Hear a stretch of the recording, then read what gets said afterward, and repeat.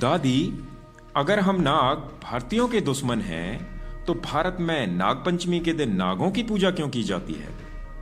बेटा, इस बात को जानने के लिए जन्मेजय द्वारा किए गए सर्प यज्ञ को समझना होगा। सर्प यज्ञ, ये क्या है दादी? कृष्ण की मृत्यु के बाद दुनिया में कलयुग नाम की चेतना प्रकट हुई। महाभारत के आदि पर्व अध्याय में इस बात का जिक्र आता है कि जब कली धरती पर आया तो उसका सामना राजा परीक्षित से हुआ, जो अर्जुन के बेटे अभिमन्यु का बेटा था। कली ने परीक्षित से कहा कि विधि के विधान के अनुसार वो धरती पर आया है, क्योंकि अब ऐसा समय आ गया है जब लोगों के ज्ञान का स्तर गिरने लगा है। तब परीक्षित ने कहा कि भले ही कुछ भी हो जाए, मेरे रहते तुम अधर्म की व्यवस्था को नहीं बढ़ा सकते, और इससे पहले ही मैं तुम्हें मार दूंगा। कली ने कहा, ठीक है, तुम्हारे रहते मैं इस धरती पर अधर्म नहीं फैलाऊंगा, पर तब तक मैं तुम्हारा शरणार्थी बनता हूँ और मुझे रहने के लिए जगह दे दो। परीक्षित ने कलयुग को रहने के लिए 5 जगह दे दी। पहली, जहाँ पराई स्त्री के साथ संबंध रखा जाता हो। दूसरा, जहाँ हिंसा होती हो। तीसरा, जहाँ नशा किया जाता हो। चौथा, जहाँ जुआ खेला जाता हो। और 5वां, परीक्षित ने कलयुग को धन में भी रहने की जगह दे दी। और बेटा, तुम देख सकते हो कि आज दुनिया में जो भी गलत हो रहा है उसके पीछे इन 5 कारणों में से एक जरूर देखने को मिलता है। इसीलिए तुम देख सकते हो कि लोग निरर्थक बातों पर लाखों रुपया लुटा देते हैं, लेकिन अगर धर्म की स्थापना के लिए कोई कुछ मांगता है तो धन में बैठा कलयुग उसकी बुद्धि पर सवार होकर उन्हें धर्म के लिए काम करने से या दान देने से रोक देता है और उनसे ऐसी जगह पैसा खर्च करवाता है जिससे कलयुग की ताकत ही बढ़ती है। फिर परीक्षित का क्या हुआ दादी?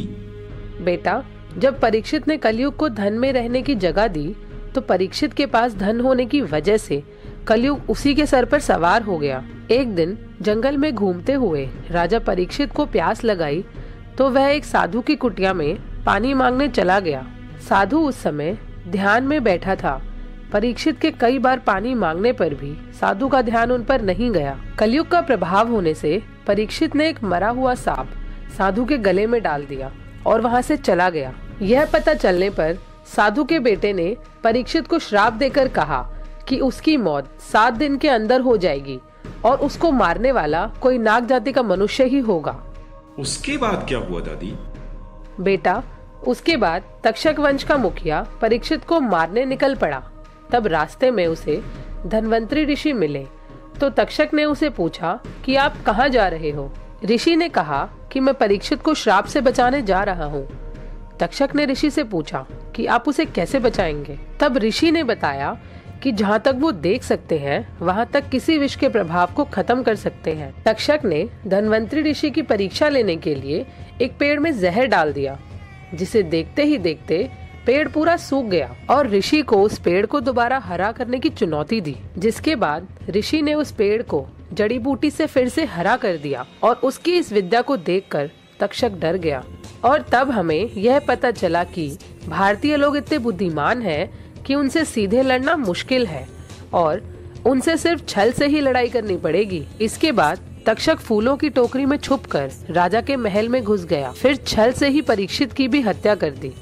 दादी, क्या भारतीय सच में इतने वीर हैं कि हम हमेशा उनसे डरते आए हैं?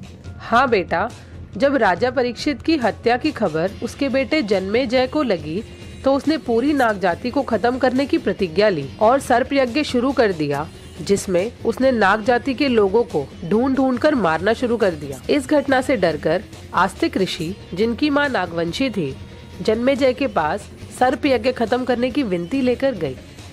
क्योंकि आस्तिक ऋषि को कभी जन्मेजय से वचन मिला था कि उनकी एक इच्छा पूरी करेंगे, इसीलिए जन्मेजय ने सर्प यज्ञ खत्म कर दिया।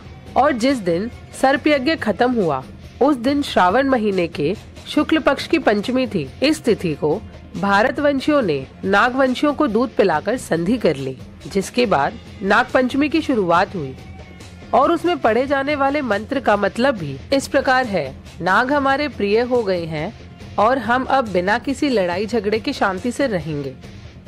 भारत के लोग आज भी हमसे शांति की बात करते हैं, जबकि हमने ना सिर्फ ये संधि तोड़ दी बल्कि उनको गुलाम भी बना लिया है। ये लड़ाई तक्षशिला में हुई थी, जो कि आज के समय पाकिस्तान में सिंधु नदी के पास का इलाका है।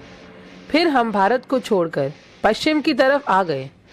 इसके बाद का हमारा इतिहास इराक, ईरान, सीरिया, यूनान यानी ग्रीस और मिस्र यानी इजिप्ट के इतिहास में दर्ज है। तब से हमने ताकतवर बनने के लिए कली यानी लूसीफर की पूजा शुरू कर दी और आज देखो हम लगभग पूरी दुनिया के शासक बन गए हैं। तो दादी, क्या अमेरिका पर भी हम नागवंशियों का ही शासन है? हाँ बेटा, इसके बारे में मैं तुम्हें बाद में बताऊंगी। जी दादी, लूसीफर की जय हो।